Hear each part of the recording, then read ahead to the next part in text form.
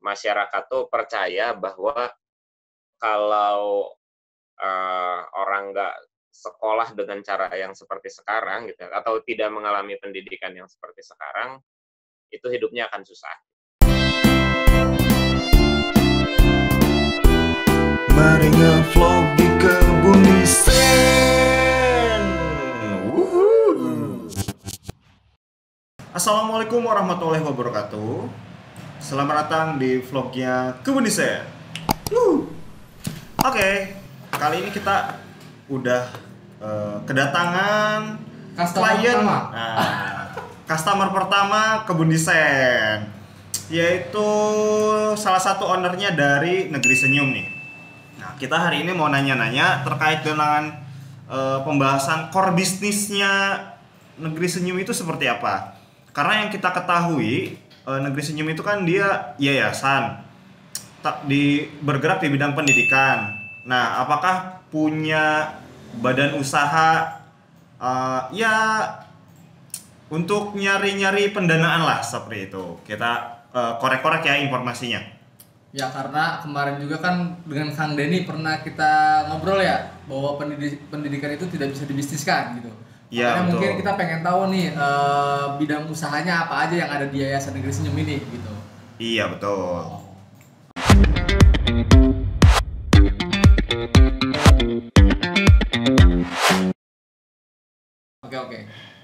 Oke, langsung ke pertanyaan pertama aja. Kira-kira perkenalan dulu nih Kang. Namanya siapa? Terus agak aneh. Kegiatan di Negeri Senyumnya ngapain aja kayak gitu? Ya, Assalamualaikum ya. Perkenalkan sobat-sobat Kebun Desain, nama saya Gelar. Saya salah satu pendiri Negeri Senyum, dan Negeri Senyum adalah yang pertama ngorder ke Kebun Desain. Mantap. Jadi betul tadi dikatakan bahwa Negeri Senyum itu, jadi sebetulnya Negeri Senyum itu awalnya bukan bisnis ya. Sebetulnya bukan bisnis. Jadi dia adalah komunitas yang didirikan oleh ya bahasa gaulnya penggiat pendidikan lah. Orang-orang yang entah itu guru, entah itu pemerhati pendidikan dan semacamnya lah. Sampai ya entah bagaimana ceritanya, akhirnya kita bisa bikin yayasan. Ya. Nah, tapi namanya yayasan ini kan tidak bisa mendapatkan keuntungan selain donasi. Sementara kita juga perlu cash flow lah, atau perlu uang yang terus bergulir. Nah, akhirnya kita punya badan usaha di luar yayasan ya. Jadi semacam ya usaha kecil lah, usaha kecil. Akhirnya Negeri Senyum itu badannya jadi dua gitu. Yang satu adalah yayasan yang kita ngasih training dan semacamnya. Terus ada yang sifatnya badan usaha kecil. Nah, itu di situ ada macam-macam ya, ada outbound ya, ada outbound dan adventure, terus training untuk sekolah. Jadi ini semacam pelatihan guru, pelatihan teknologi, pokoknya tapi dikhususkan untuk guru dan sekolah gitu. Terus ada training leadership, ini yang core-nya, salah satu core-nya adalah bagaimana kita melatihkan pembelajaran leadership ke anak-anak sekolah. Terus yang selain itu adalah ada semacam kelas-kelas online. Itu sih core-nya. Jadi badan usahanya pun masih di seputar dunia pendidikan gitu sebetulnya. Nah, si dana itu nanti bergulir juga untuk menghidupi yayasan. Karena memang belum ada yang mau ngedanain juga sih gitu. Secara sukarela gitu ngasih uang ke kita nggak ada juga gitu ya. Jadi kita membayar dengan usaha kita sendiri lah gitu. Artinya kode buat investor. Ya, Kebun Desain kalau mau nyumbang desain lagi boleh. Siap. Oke, Kang, saya mau nanya nih, Kang. Sebenarnya udah berapa lama sih sebutnya apa ya? Berdirinya Negeri Senyum gitu atau bisnis ini gitulah atau badan usahanya. Kalau kalau Negeri Senyumnya sendiri ya dari zaman komunitasnya mah udah lama ya, dari 2015 lah gitu. Tapi Lama kalau juga ya. menjadi Badan usaha. yayasan dan menjadi badan usaha yang ada tujuan komersilnya juga itu mungkin baru 2 tahunan kurang lah. Jadi 2018 waktu itu pertama jadi yayasan, terus bangun badan usahanya itu sekitar 2018 2019 baru baru muncul juga lah kita. Cuma ya selama 5 tahun terakhir itu ya kita juga akhirnya karena punya audiens ya jadi membangun itu sih, membangun masa itu sih untuk Oke. Terus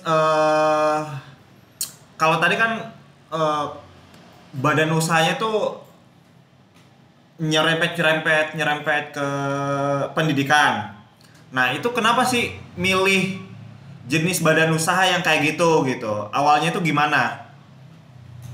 uh, jadi gini ya sebenarnya mah karena dari awalnya niatnya bukan bisnis ya. Ketika kita gimana nih caranya kita nyari penghasilan lah ya intinya gitu. Adalah kita harus memaksimalkan yang kita punya. Jadi pada saat itu para pendiri Negeri Senyum sendiri kebanyakan adalah lingkungannya atau kegiatan sehari-harinya adalah di dunia pendidikan.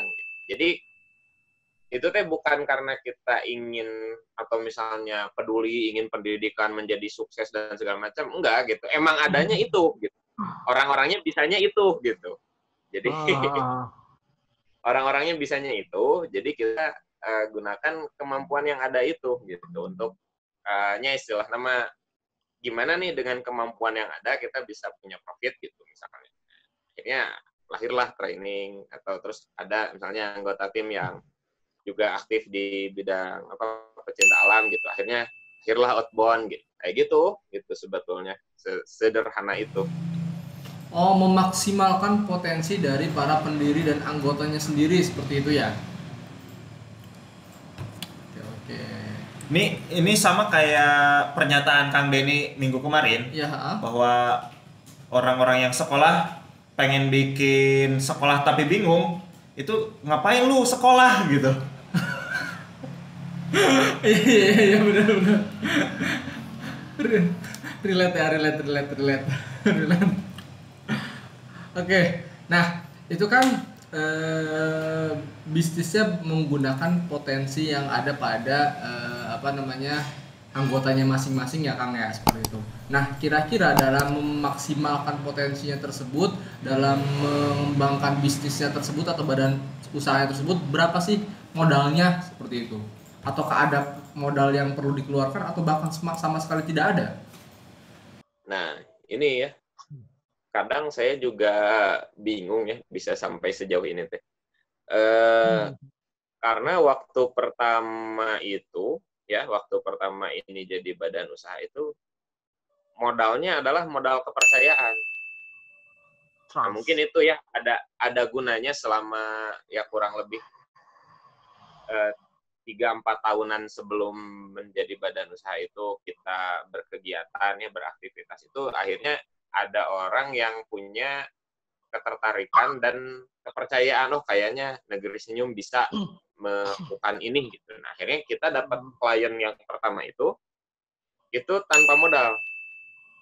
Jadi pada saat itu kita diminta untuk istilahnya menangani sebuah sekolah gitu karena dia ada sebuah program tertentu dan minta untuk Negeri Senyum jadi eksekutornya lah gitu. Nah, akhirnya kita melakukan itu dan tidak ada modal karena kan semua keperluan dicukupi oleh klien itu gitu. Dia misalnya sekarang kita butuh ini, nah dia ngasih dan akhirnya di akhir kita dapat revenue atau keuntungan ya gitu sekian persen gitu dari nilai yang ditetapkan di awal. Jadi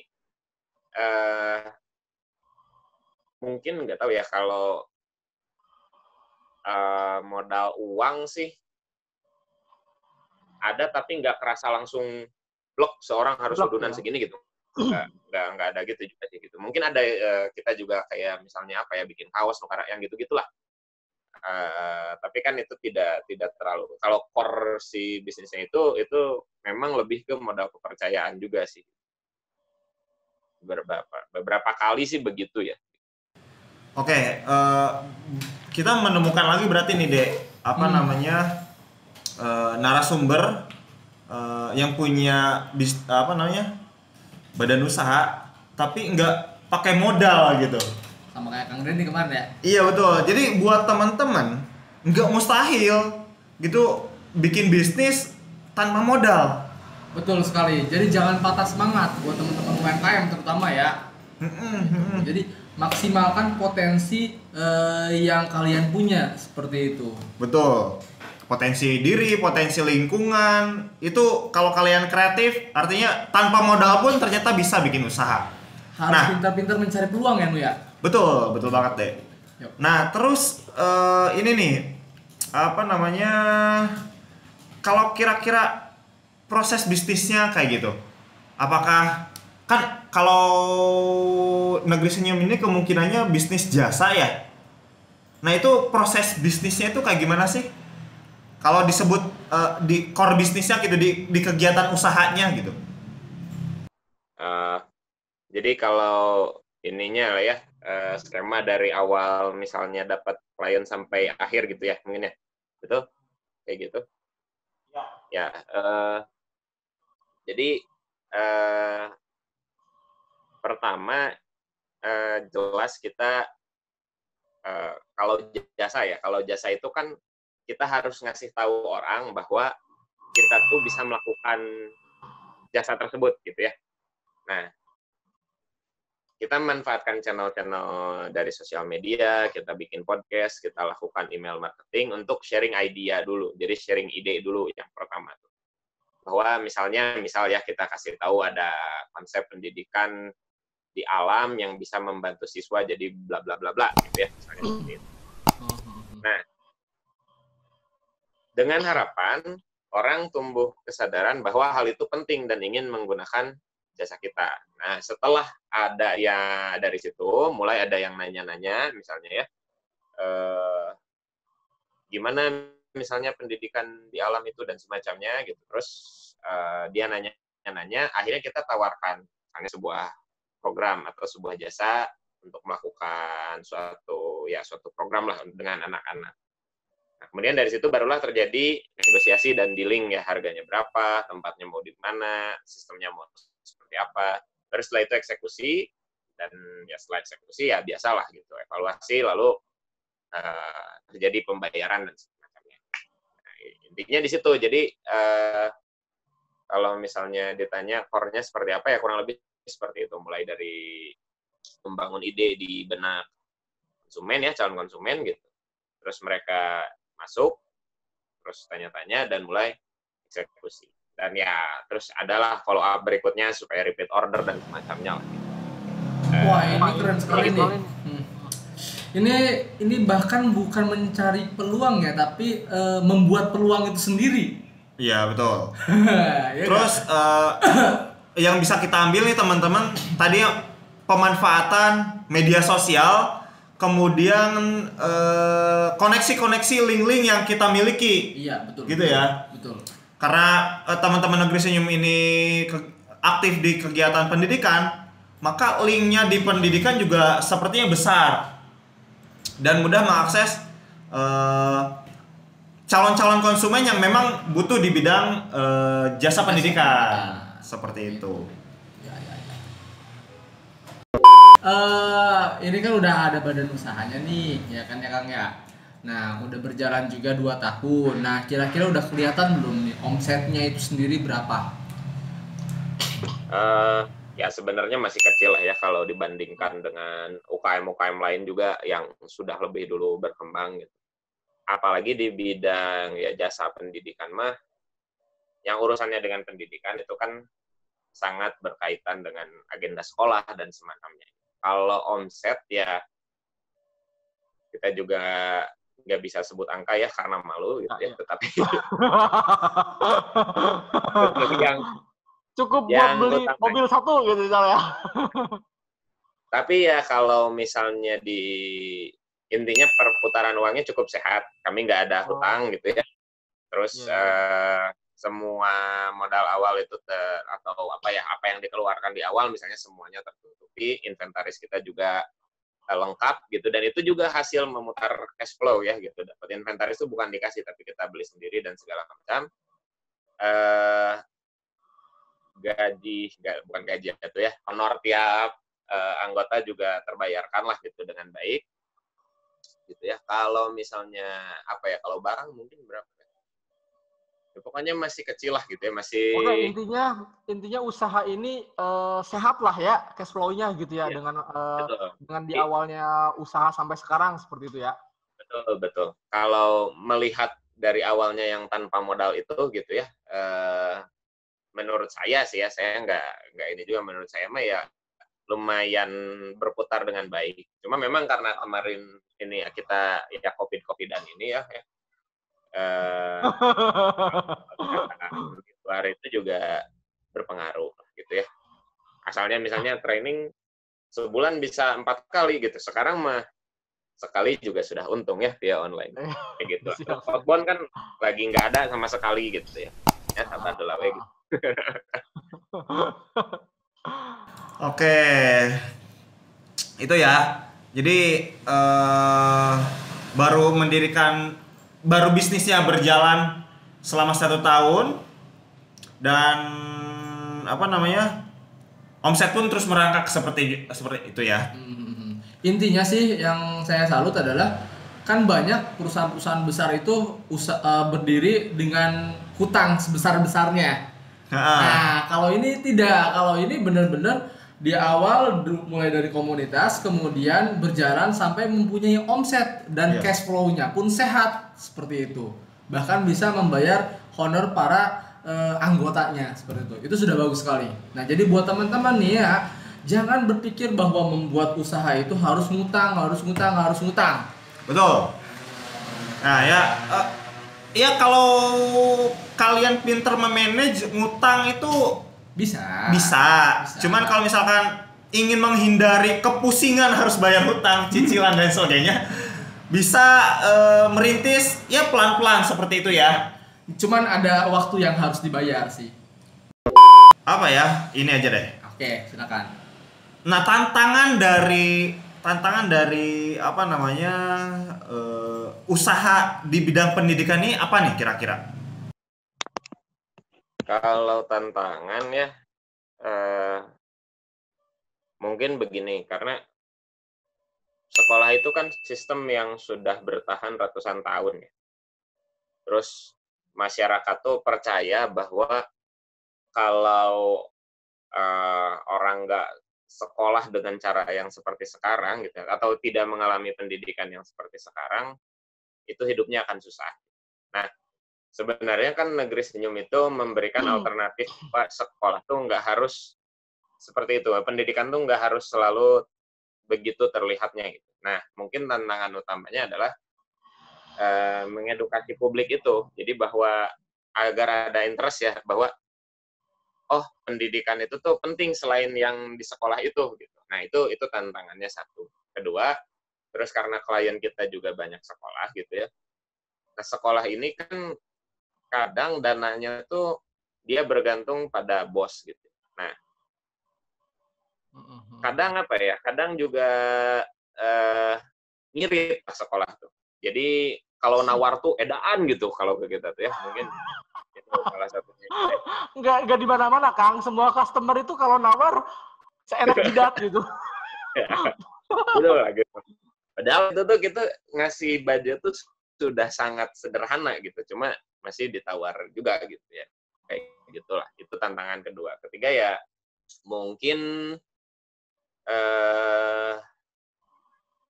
apa ya, ya itu tadi sih yang utama mengedukasi publik bahwa ada alternatif lain dalam pendidikan tuh agar sepatu tidak begitu saja gitu.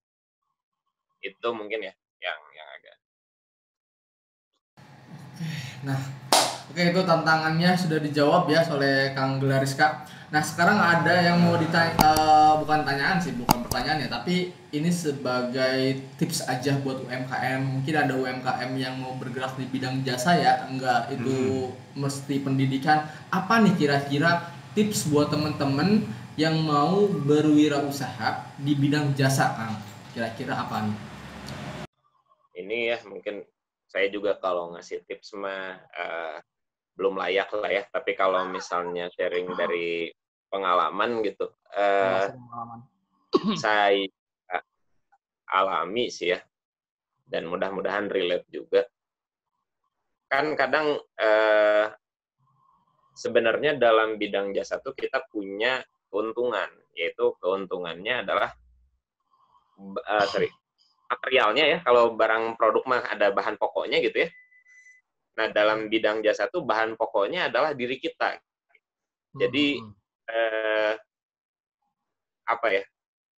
Kita tuh harus ngasih tahu ke orang lain kemampuan kita tuh apa gitu. Nah itu jadi mungkin kalau disebut tips mah brand kita teh ya gitu, atau kita teh harus dikenal oleh orang lain seenggaknya yang senise ya, yang satu lingkaran itu kita menunjukkan keunggulan kita tuh apa. Nah mungkin karena kan kalau jasa mah urusannya tadi dengan trust tadi, oh dia teh bisa gitu, saya mau coba pakai jasanya dia gitu, mungkin itu ya gitu kan. Kalau produk fisik mah harus ada material pokoknya dulu gitu ya, harus ada testernya dulu, orang tuh baru percaya. Tapi kan kalau dengan kita mah gitu, kitanya dengan misalnya menunjukkan apa yang kita lakukan di medsos dan segala macam tuh, kita memberitahu orang gitu bahwa kita tuh mampu melakukan itu. Itu mungkin ya, jadi brand kitanya harus dimunculkan. Brand ya, ngomong-ngomong brand, pertanyaannya cocok nih dengan nomor 10. Apa nih, Nuk? Iya. Jadi sedikit ngomongin tadi ya intinya pada dasarnya sederhananya kayak gini. Kamu kalau pengen bisnis jasa harus banyak pamer. Bener. Show up lah ya. Apa keunggulan kita? Dalam artian bukan pamer sombong ya, tapi lebih ke value kita apa gitu. Jadi ditonjolkan seperti itu. Secara terus-menerus gitu. Karena kan customer kita enggak hanya satu, jadi kita harus ingatkan secara terus-menerus seperti itu. Mungkin dengan tadi cara Kang Gelar dengan menggunakan podcast ya enggak sih? Atau misalnya menggunakan media sosial lainnya seperti Instagram, website ya kan, seperti itu. Oke, pertanyaan terakhir nih, Kang. Dulu itu kan, sebagai customer pertama Kebun Desain, bikin logo. Nah, kira-kira ada nggak sih efeknya buat Negeri Senyum gitu? Iya, jelas ada lah. Kan sampai sekarang kan logonya juga nggak diganti gitu sama kita. Oh, siap. Kalau ganti nanti kesini lagi ya. Iya.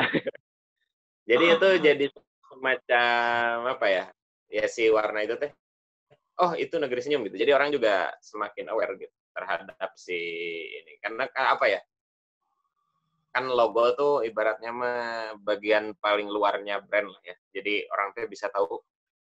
Oh yang merah kuning, yang merah hijau putih, yang Instagramnya banyaknya warnanya putih, oh Negeri Senyum, nah, kayak gitulah.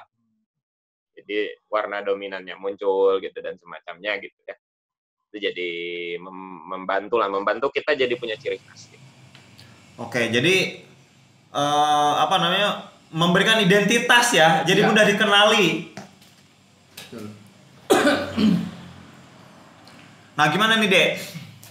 Ya intinya sih yang bisa diambil dari percakapan kita dengan klien pertama Kebun Desain ini adalah buat teman-teman yang mau berwirausaha itu tidak perlu menggunakan modal, tanpa berhutang pun bisa. Kemudian kalau tidak ada peluang pun, peluang bisa diciptakan. Betul. Nah intinya itu sih yang saya pelajari hari ini adalah peluang tidak ada, bisa kalian ciptakan sendiri. Itu sih. Itu betul. Aja. Jadi tanpa modal, terus tanpa hutang, ya. Peluang diciptakan sendiri. Artinya bisa jalan. Nah, oke. Itu pentingnya kita menjadi orang terdidik gitu ya. Betul.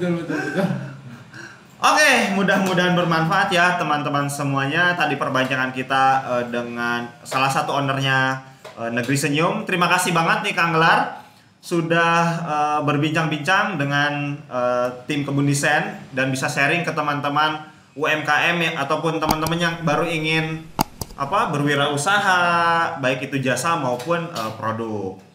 Oke, terima kasih. Sampai di sini saja. Semoga bermanfaat. Sampai jumpa di episode selanjutnya. Bye bye.